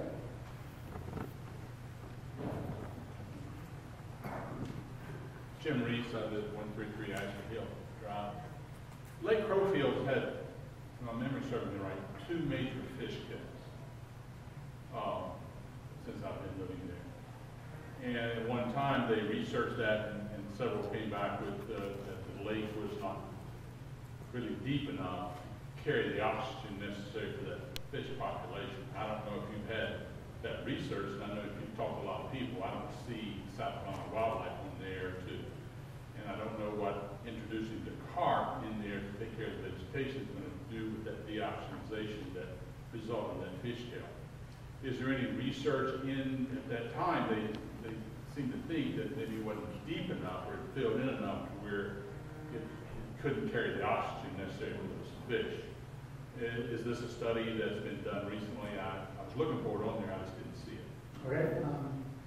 I haven't heard anything about the fish kill. It was before my time, and I don't think Jack has heard anything. But typically, fish kills come because of the lack of oxygen in the deeper regions of the pond, and you get the lack of oxygen because the algae and the algae blooms and the algae bloom collapses. As the algae bloom collapses, it starts to decay and produce, and there's no more oxygen. It sucks up all the oxygen as that decay takes place. Our approach at this point in time is to do everything we can to prevent that algae bloom from occurring in the first place.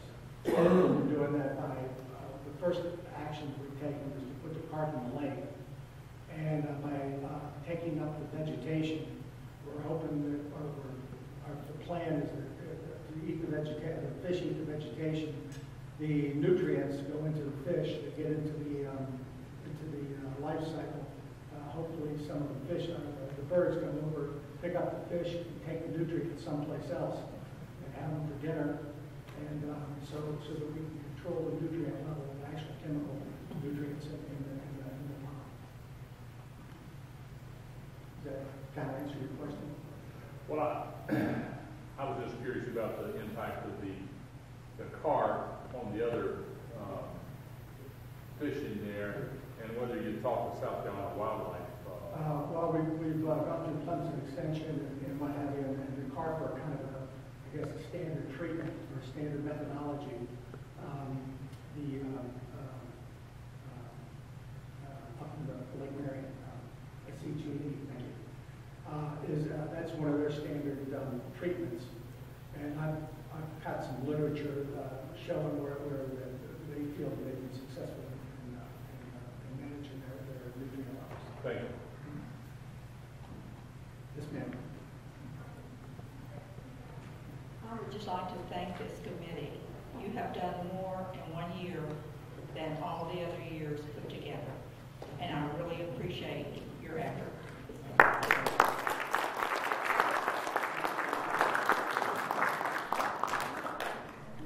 Yes, ma'am.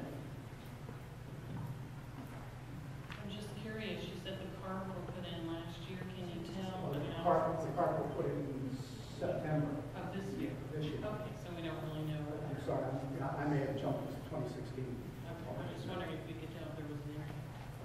I think the flood did it for us. Oh, the flood took care of all the duckweed, but there's a hydrilla, there's a whole bunch of issues with vegetation in that lake, other than the duckweed that you see. Thank you, enjoyed that. That was the best. To reinforce what you said about the hatchery in St. Stephen's, that's what they used there, was the carp, and it killed. It did exactly what you planned. It took care of it. Actually, I wish I could say I was a genius and thought this all up, but we're actually following the pattern of Charleston National. And in 2 years, Charleston National did the fish, and hopefully you're going to see part of our maintenance actions next year is going to be some planting, some grasses and what have you that will also take nutrients out of the system. And Charleston National, for about 2 years, I think was the time frame they said. They've done a pretty nice job, and they've got some nice plants and what have you growing around the ponds, and they're being very, very successful.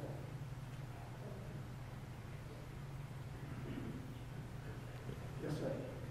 At one time, there was talk about doing some excavating because of the shallowness.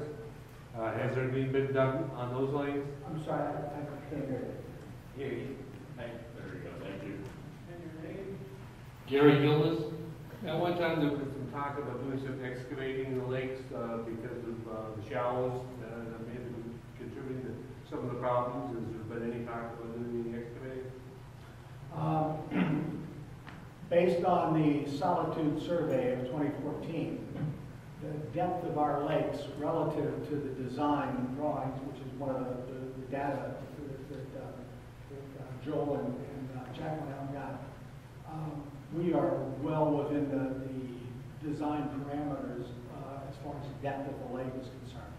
There's a few places, there's an island that's been built right there on Crowfield, and that's probably one of our first projects to attack that problem of the dirt that's accumulated right there on Crowfield in the lake. All right, thank you very much.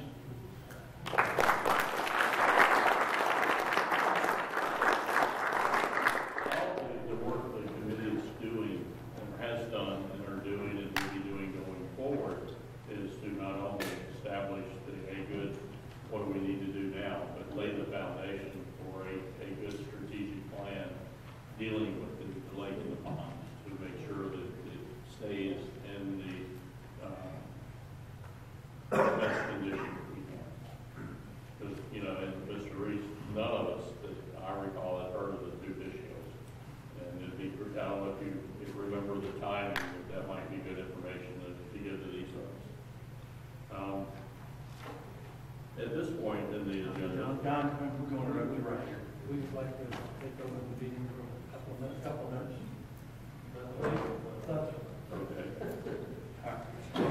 We have 3 retiring board members that are leaving us. We'd like to say a few words to them and offer up a little plaque in a minute of our appreciation. It's not nothing compared to the work they have done and given us. But I want to talk a little bit about Jerry Roberts. He's one of the first people that I came in with. He's been a member of CSA since 1991. He served on the board for many, many years. He's been an officer on the board, I don't know how many times, but way back. And when we were between management companies or managers, he stepped up and jumped in and served as a manager and took over the offices and managed it, all with no pay and no compensation. In between times. And then anytime there's been anything that a position was open or somebody was, in the case of last year when I was ill, he stepped up and served as a liaison to the food committee for me. He served as liaison to the RV committees. He's always been willing to step up and take over anyone. And he has acted as a temporary liaison many, many times for many, many committees. And him and Tino are probably the 2 people that have talked me into getting on the board, which y'all can probably throw thumbs at him later for that. But anyway, it's been a pleasure to work with you, Jerry, and I want to thank you for your service.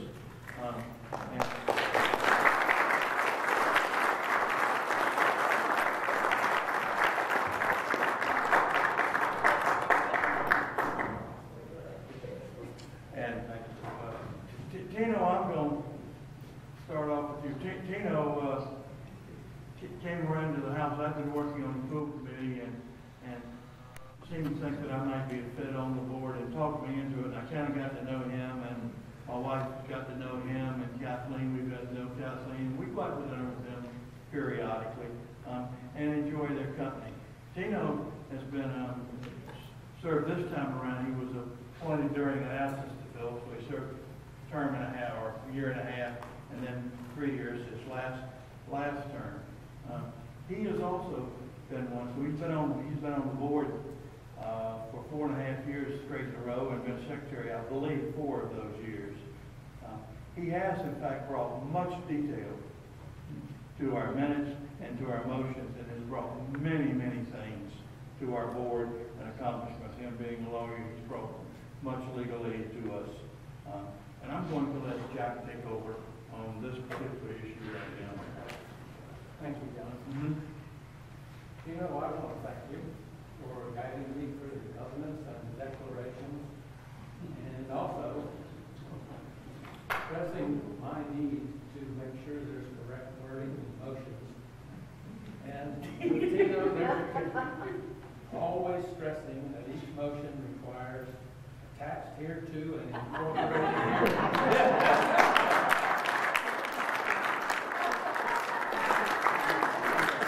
I have that card on my desk at home. I have it at the top of my briefcase. And I failed most recently to look at my card before I finished submitting the package. Is there any more money coming with this? But I'm giving you a 200% raise on what you got special. I do have 2 cards that I'm requesting the Tino autograph, and these are attached hereto and incorporated herein. One of these is going to go behind my name plaque, so I don't have trouble remembering during meetings. And the new secretary will also have one. If you will autograph it. He's not going to leave me be as I put it. He's going to change it. Exactly. Okay. But wouldn't be. But I do want to greatly to express my thank you to Tino for guiding me through, putting up with all my questions and everything. So, thank you.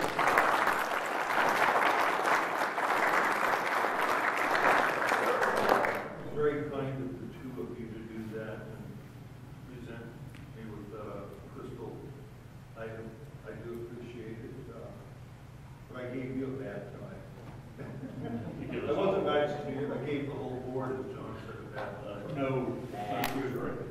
kept it straight. We let him off the board, then you're gonna really get it.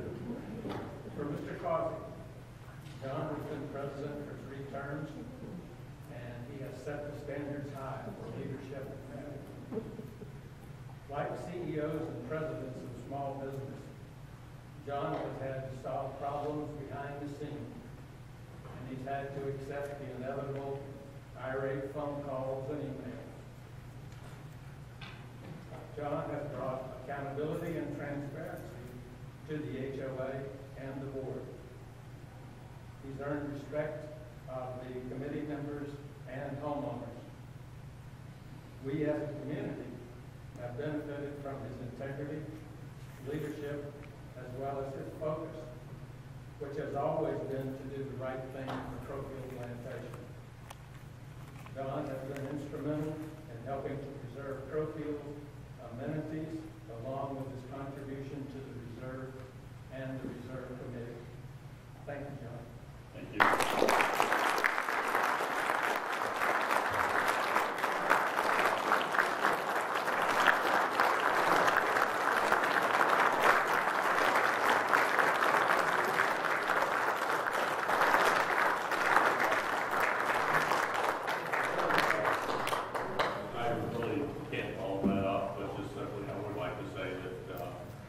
The 3.5 years that I've served as president, it's been a privilege to serve the community and know that I had the trust and the confidence of the great homeowners that we have. And usually I'm not without words, but I am at this time. But we've got a fantastic group of people here, and we just need to continue to make it great. I know this next board will do an outstanding job. Things will be bigger and better, and we're only going to continue to move forward with leaps and bounds this coming year. Thank you very much.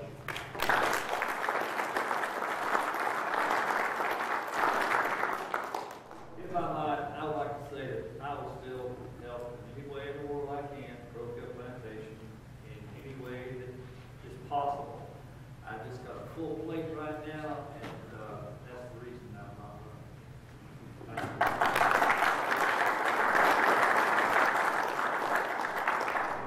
I know everyone is anxious to hear the tally of the votes and the new board members. We've answered a lot of questions, and I know that as soon as we hear the tally, the crowd is going to, it's going to be like the end of the church sermon. Everybody starts heading to the door about 2 minutes before the pastor says amen. Any other questions or comments for the board before we move to the teller report? I'll do this like you say. If not, then we will move to the teller committee report. Ms. Gilman, and if we do, we will attach it and incorporate it. Okay, we have 3,949 total members. 3,698 were in good standing and able to vote, which gives us 20% voter response rate. We received a total of 737 ballots. 2 ballots we could not count because their names had been removed. The quorum required for this meeting was 370.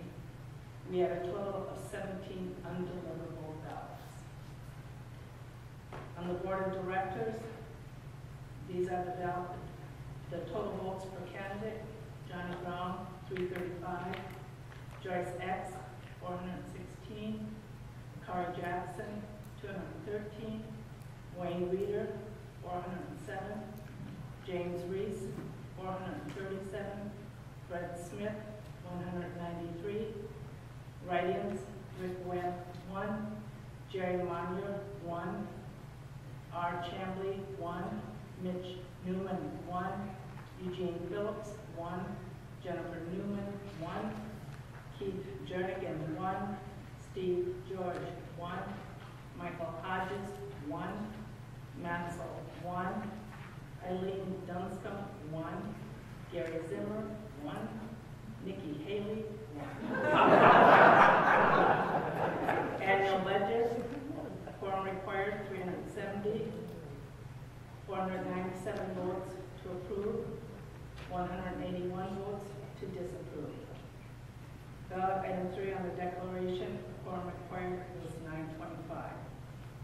Ballot item 3, bylaws, quorum required was 370. Total votes for bylaw change 3 was 673 yes, 44 no.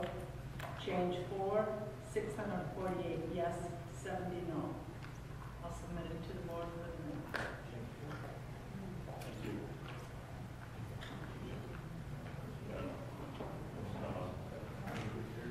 So, based on the report of the talent committee, I'd like to welcome Ms. X, Mr. Reeder, and Mr. Reese to the 2016 Board of Directors.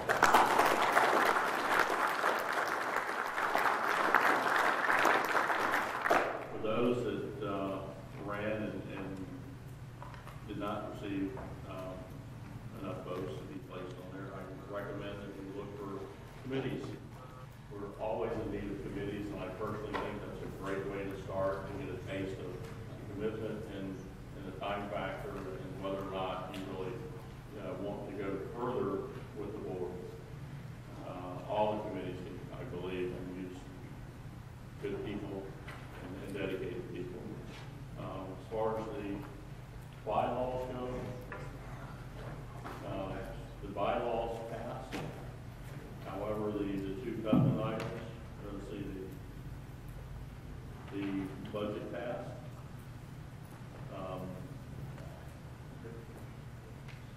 The two declaration, change 1 and change 2, the two declaration and covenants did not pass because of the quorum was not met. Let me again share with you the number of yeas versus nays. Total votes yes for the first item was 670 votes.